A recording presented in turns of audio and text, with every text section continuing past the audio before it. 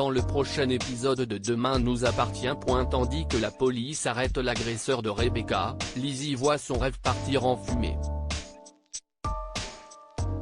Les Moreno achètent quant à eux la maison des Brunet. Attention, les paragraphes qui suivent contiennent des spoilers sur l'épisode de Demain nous appartient diffusé demain soir sur TF1. Si vous ne voulez rien savoir, ne lisez pas ce qui suit. Mercredi 17 novembre dans Demain nous appartient. La police arrête l'agresseur de Rebecca. Rebecca n'a pas fermé l'œil de la nuit de peur que Sébastien revienne dans sa chambre pour la tuer. Bien qu'il lui répète que sa perfusion était enroulée, elle ne le croit pas et vient même à penser que c'est lui qui l'a agressée en haut du phare. Ce dernier affirme le contraire et indique qu'il était retenu par une visioconférence pour son travail. Mais rien n'y fait, son ex-femme est convaincue qu'il a envoyé quelqu'un pour l'assassiner. De son côté, Xavier cherche à faire la lumière sur l'agression de Rebecca. Malheureusement, la police n'a déniché aucun élément permettant de boucler l'enquête. Tandis que le commandant Constant explique qu'il ne peut pas mobiliser toutes ses équipes sur cette affaire, le procureur le somme d'intensifier les recherches. Pendant ce temps, Raphaël arrive à l'hôpital et découvre avec stupeur que sa mère a quitté les lieux sans la prévenir.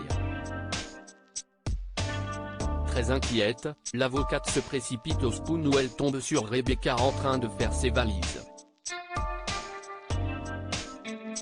Ne se sentant plus en sécurité à Sète, cette dernière a décidé de partir avant que cette histoire ne finisse en drame. Les larmes aux yeux, Raphaël, qui souhaite que sa mère reste auprès d'elle maintenant qu'elle l'a retrouvée, promet de s'occuper d'elle et de la protéger. Lorsqu'elle l'invite à s'installer chez elle, Rebecca lui saute dans les bras avant d'accepter avec joie. Une fois installée chez sa fille, Rebecca prend du bon temps avec Maud et Camille et apprend à cette occasion que Raphaël s'est mis à boire depuis son retour à Sète. À quelques kilomètres, Roxane a découvert un vieux blog sur Rebecca tenu par Éric Forestier, un fan de la région. En creusant un peu, la police a relevé que cet homme portait souvent un sweatshirt à capuche avec un singe dessus. Sans attendre, Xavier, le commandant Constant et leurs équipes filent à Frontignan pour l'interpeller. Une fois Éric menotté, le procureur pénètre dans l'appartement et voit avec effroi un hôtel dédié à Rebecca. Tandis qu'il regarde les nombreuses photos, Xavier s'attarde sur l'une d'elles datant de 1991.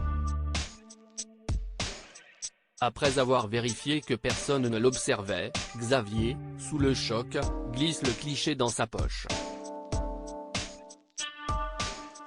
Lizzie voit son rêve partir en fumée. Apollon est sur le point de quitter le lycée quand Lizzie l'aborde pour prendre rendez-vous pour ses cours de chant. Mal à l'aise, le professeur de musique révèle alors qu'il a été exclu de l'établissement car il n'a jamais eu les diplômes nécessaires pour enseigner. Refusant de rester les bras croisés, Lizzie, Mona et Jack défendent sa cause auprès de Chloé. Malheureusement, le rectorat étant en copie du mail anonyme qu'elle a reçu, elle est dans l'incapacité de revenir sur sa décision. Derrière la porte, Irène se fait un malin plaisir de les écouter. Par la suite, Lizzie est déprimée. Comme elle souhaite soutenir sa fille dans son choix de carrière, Audrey l'encourage à s'accrocher à son rêve. Au moment où sa mère se dit prête à prendre un boulot d'appoint pour lui payer des cours de chant, Lizzie décline car elle n'a aucune envie qu'elle se sacrifie pour elle. De son côté, Chloé informe Alex qu'elle risque un blâme pour ne pas avoir fait les vérifications d'usage concernant Apollon. Bien qu'elle soupçonne Irène d'être à l'origine du mail anonyme, la proviseure est inquiète pour son collègue qui vient de perdre son travail. À quelques kilomètres de là, Audrey accompagne Lizzie au bord de la plage où ses frères l'attendent pour un concert improvisé. Accompagnée de Jack et Jordan à la guitare, l'adolescente se met alors à chanter Le lendemain de Vianney. Un succès pour Lizzie qui est applaudie par les passants s'étant arrêtés pour l'entendre chanter. Les Moreno achètent la maison des Brunet. Déterminés à acquérir la maison des Brunet, Christelle et Sylvain se préparent pour leur rendez-vous. Débordant d'énergie, ils entendent assumer leur statut de nouveaux riches et optent pour une tenue de biker. Dans la mesure où la moto neuve qu'ils ont achetée ne démarre pas, c'est en camionnette qu'ils débarquent au rendez-vous. En apercevant le couple Moreno, Victor est loin de se douter qu'il s'agit de ses potentiels futurs acheteurs.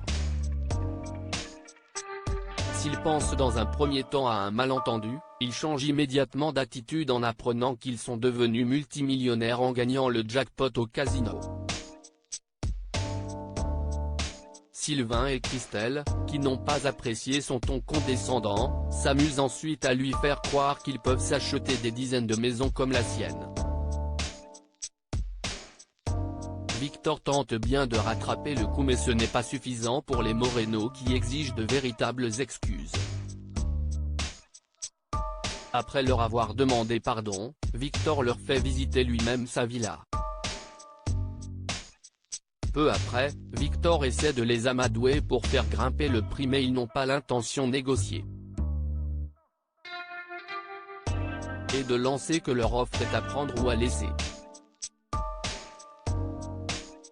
En position de force, Sylvain et Christelle exigent même une clause de confidentialité pour que personne ne sache qu'ils sont les nouveaux propriétaires. Comme la discrétion a un prix pour Victor, les Moreno parviennent à trouver un accord qu'ils scellent tous ensemble autour d'un verre de champagne.